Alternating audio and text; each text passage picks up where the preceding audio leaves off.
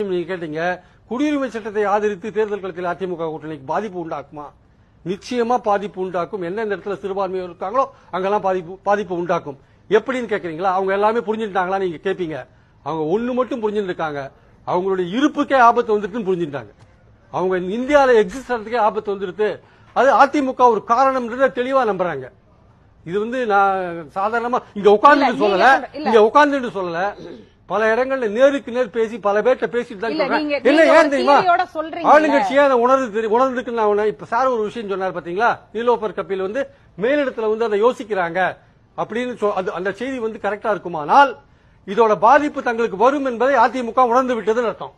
இல்ல உண்மையாதான். இல்ல பிரியன், இந்த இடத்துலதான் மார்ஜின் கம்மியா தானே வேலூர்ல முத்தலாக் சட்டம் அன்னைக்குதான் காஷ்மீர் 370 அவங்க இது பண்ணாங்க. அன்னைக்கு பண்ணும் பொழுது அது அவங்களுக்கு மார்ஜின் மிக கம்மியா தானே அவங்க அற்புதமான கேள்வி கேட்டீங்க. நல்ல பதில். கொஞ்சம் 2 நிமிஷம் டைம் கொடுங்க. இது முத்தலாக் முஸ்லீம் ரிலீஜன்லயே பிராக்டிஸ் பண்றது ரொம்ப ரொம்ப குறைவு. அதனால அவங்க அதை பத்தி கவலைப்படல. 370 இந்தியாவோட ஒரு பகுதியில் நடந்த விஷயம். பேன் இண்டியால அது எஃபெக்ட் இருக்காது, அந்த அளவுக்கு எஃபெக்ட் இல்ல.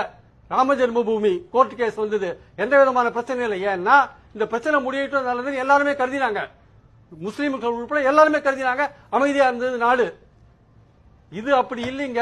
இது உங்களுடைய ஒவ்வொரு முஸ்லீமோட தலையிலையும் இறங்கும் பாரம். ஏன்னா அஸ்ஸாம்ல நீங்க நடந்து கொண்ட விதம், ஒரு கண்ணில் வெண்ணா இன்னொரு கண்ணில் சுண்ணாம்பு வைக்கிறீங்க.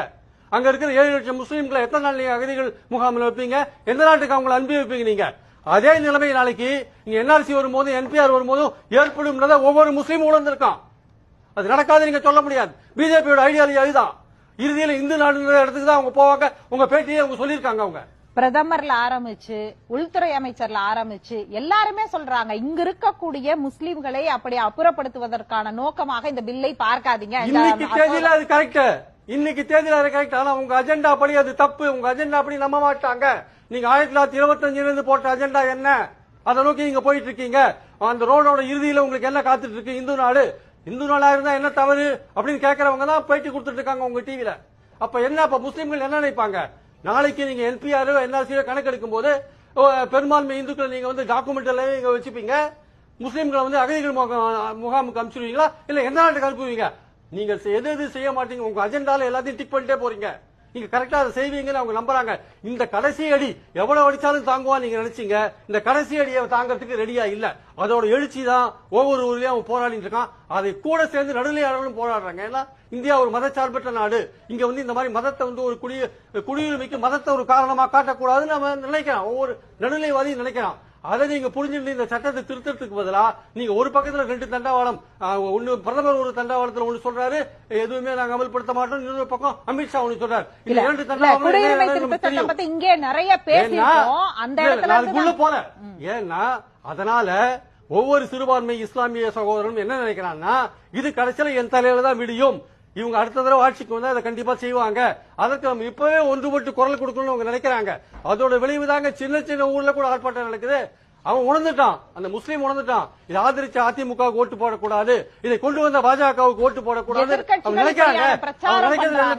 1000 முறை சரியானது அப்படின்னு குடியுரிமை திருத்த சட்டம் கொண்டு வந்தது, சிஏஏ கொண்டு வந்தது சரியானது பிரதமர் சொல்றாரு. இன்னைக்கு தேதியில சிஏஏ கரெக்டா இருக்கலாம், நாளைக்கு தேதியில என்ன நடக்குது, என்ஆர்சி என்ன நடக்குது, என்பிஆர் என்ன நடக்குது, நீங்க எது நாளைக்கு யூனிஃபார்ம் சிவில் கோட் கொண்டு உங்க அஜெண்டா அதுங்க.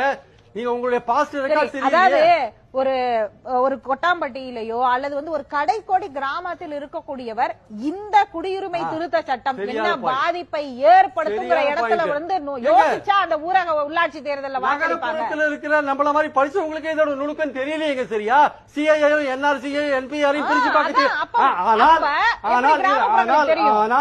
ஆனால் மெசேஜ் கீழ் லெவல்ல போய் சேர்ந்துருது. நமக்கு ஏதோ ஒரு ஆபத்து இருக்கு, நமக்கு ஏதோ ஒரு ஆபத்து இருக்குன்னு இவர்களெல்லாம் அமைதியா இருக்காங்க. பாக்குறீங்களா, இவர்களுக்கும் இந்த விஷயம் தெரியும். இவரெல்லாம் கட்சி சார்பா பேசாம இருக்காங்க. ஒவ்வொரு இஸ்லாமியனுக்கும் தன்னுடைய இருப்புக்கு ஆபத்து வந்து தெரிஞ்சிருக்குங்க. அதோட விளைவுதான் இந்த போராட்டம். முடிச்சிருங்க. உள்ளாட்சி தேர்தலில் அதோட பாதிப்பு